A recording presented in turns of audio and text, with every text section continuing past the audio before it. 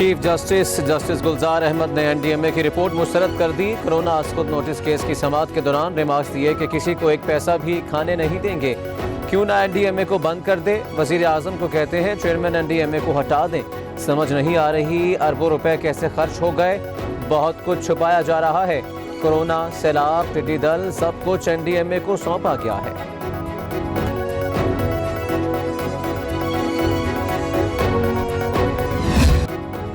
چین سے الحفیظ کے نام سے مشینری درآمد کی گئی۔ الحفیظ کیا ہے، کون ہے، مالک کون ہے، کچھ سامنے نہیں آیا۔ کہاں ہے دستاویزات؟ 3 بار حکم کے باوجود کیوں فراہم نہ کی گئی؟ چیف جسٹس NDMA پر شدید برہم، کہا NDMA کو علم ہی نہیں کہ عدالت کے ساتھ کیسے چلنا ہے۔ جسٹس اعجاز الاحسن نے استفسار کیا، چین سے درآمد شدہ مشینری کی قیمت کس نے ادا کی؟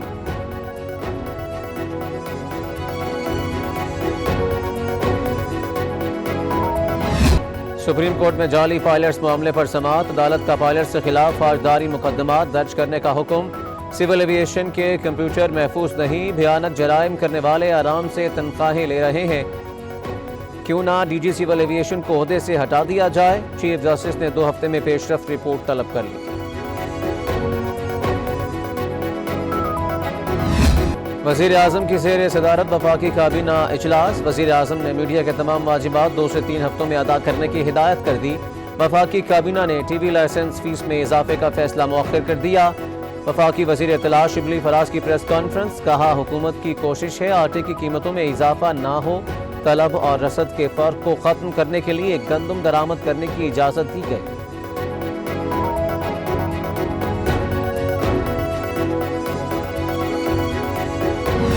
وفاقی کابینہ اجلاس میں فواد چودھری، مراد سعید اور شیریں مزاری نے PTV لائسنس فیس میں اضافے کی مخالفت کر دی۔ سوال کیا کہ 110 پرائیویٹ چینلز کا کل بجٹ 38 ارب، اکیلے PTV کے لیے 22 ارب روپے کیوں چاہیے؟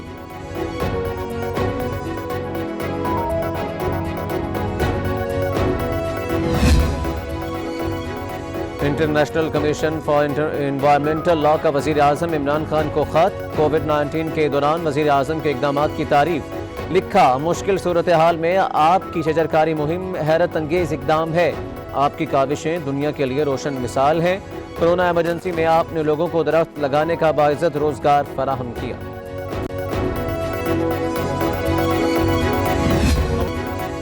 ملک میں احتساب کے نام پر تماشا لگا ہوا ہے۔ سپریم کورٹ نے نیب کی حقیقت لکھی ہے، نیب کو اپوزیشن کو دبانے کا ایک ٹول قرار دیا ہے۔ نیب کو حکومتی اراکین کی کرپشن نظر نہیں آتی۔ سابق وزیر اعظم شاہد خاقان عباسی کی دیگر نون لیگی قائدین کے ہمراہ پریس کانفرنس، کہا فیصلے کے بعد حکومت نیب کو ختم کر دے۔ احسن اقبال بولے، عدالتی فیصلے نے نون لیگ کے موقف کی تائید کر دی۔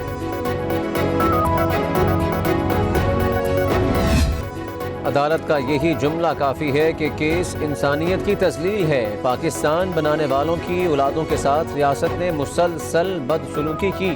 نون لیگ رہنما خواجہ سعد رفیق کہتے ہیں پاکستان میں یہ پہلی بار نہیں ہوا، ملک کے منتخب وزیر اعظم کو نکالا گیا۔ اس فیصلے کا مجھے 3.5 سال سے انتظار تھا۔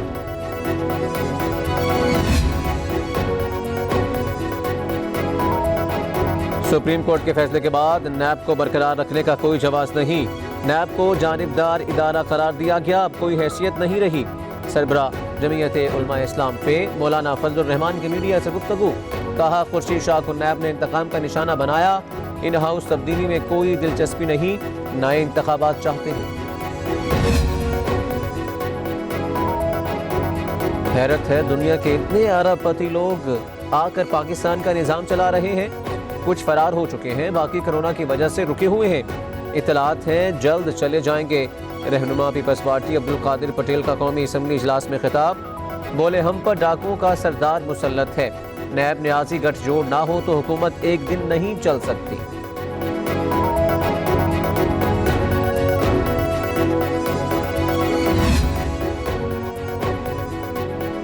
عید الاضحیٰ اور محرم الحرام کے دوران زیادہ سے زیادہ احتیاط برتنے کی ضرورت ہے۔ وبا کے خلاف کامیابیوں کو احتیاط سے ہی برقرار رکھا جا سکتا ہے۔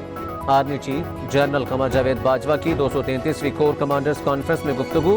کانفرنس میں پاک فوج کی آپریشنل تیاریوں، اندرونی بیرونی خطرات کا جائزہ، بہادر کشمیریوں کو جائز جدوجہد آزادی پر خراج تحسین پیش کیا۔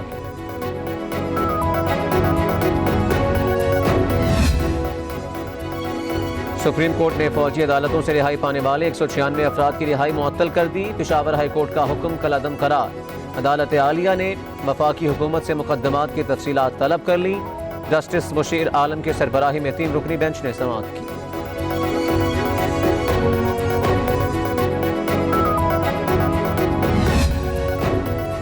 LNG کیس، شاہد خاقان عباسی، مفتاح اسماعیل کے اثاثے منجمد۔ سابق وزیر اعظم کی جائیداد گاڑیوں کی ٹرانسفر پر پابندی عائد۔ نیب نے فروغ شدہ گاڑی کی ٹرانسفر بھی روک دی۔ نقیب اللہ قتل کیس میں نیا موڑ، مرکزی ملزم راؤ انوار کے خلاف 2 وعدہ معاف گواہ منحرف ہو گئے۔ بیان زبردستی لیا گیا۔ حلف نامے میں بیان جھوٹ پر مبنی اور دباؤ میں لیا گیا۔ ملزموں کا کراچی کی انسداد دہشت گردی عدالت میں بیان۔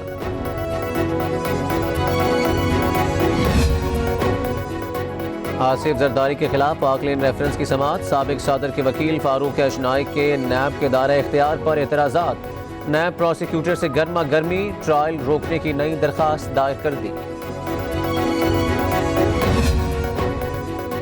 Chairman Peoples Party Bilawal Bhutto Zardari کی سربراہی میں بلاول ہاؤس میں اہم اجلاس۔ پیپلز پارٹی کو پنجاب بھر میں سیاسی طور پر مزید فعال کرنے کا فیصلہ۔ بلاول بھٹو بولے، پنجاب میں PTI حکومت عوامی مسائل کے حل میں ناکام ہو چکی۔ وفاقی حکومت کو پنجاب کے 483 ارب پر ڈاکہ ڈالنے نہیں دیں گے۔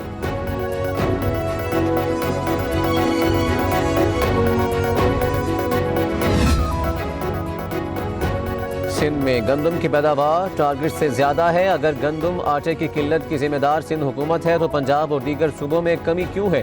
وزیر اطلاع سندھ ناصر حسین شاہ کہتے ہیں، سندھ کی فصل پہلے آتی ہے۔ فصل تیار ہوتے ہی پنجاب کو گندم فراہم کی۔ دیگر صوبوں اور پاسکوں نے گندم خریداری کا ہدف حاصل نہیں کیا۔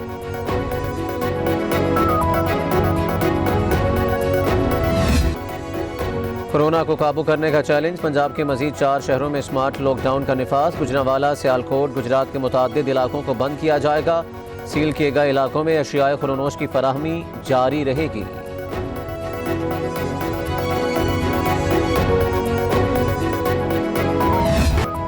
کرونا وائرس آج بھی 40 زندگیاں نکل گیا۔ ملک بھر میں 5639 اموات، 24 گھنٹوں میں 1013 نئے مریض سامنے آ گئے۔ 2,66,000 متاثر۔ پنجاب، سندھ، خیبر پختونخوا، بلوچستان میں ہزاروں بیمار۔ 2,08,000 افراد جان لیوا وائرس کو شکست دے چکے ہیں۔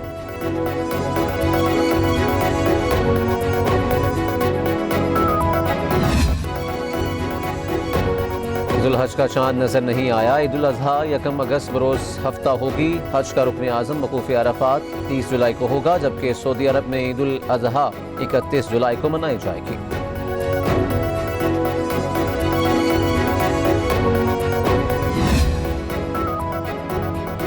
انسداد پولیو مہم کا دوسرا روز، 8 لاکھ سے زائد بچوں کو مرض سے بچاؤ کی ویکسین دی جائے گی۔ خیبر پختونخوا، جنوبی وزیرستان، کوئٹہ اور کراچی میں ٹیمیں گھر گھر جا کر بچوں کو قطرے پلا رہی ہیں۔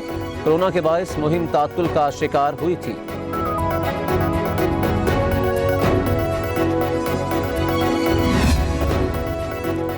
امریکی صدارتی امیدوار جو بائیڈن کو اطالوی فنکار کا خراج تحسین، کھیتوں میں ہل چلا کر جو بائیڈن کی تصویر بنا دی۔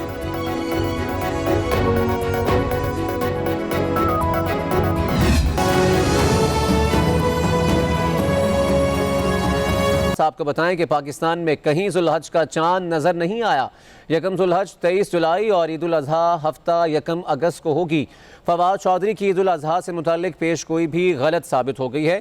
وفاقی وزیر science and technology Fawad Chaudhry نے آج ذوالحج کا چاند نظر آنے کی پیش گوئی کی تھی اور ان کا کہنا تھا کہ پچھلی رات چاند کی پیدائش بھی ہو چکی ہے، لیکن آج چاند نظر نہیں آیا۔ پاکستان میں کہیں ذوالحج کا چاند نظر نہیں آیا۔ 1 ذوالحج 23 جولائی اور عید الاضحیٰ ہفتہ 1 اگست کو ہوگی۔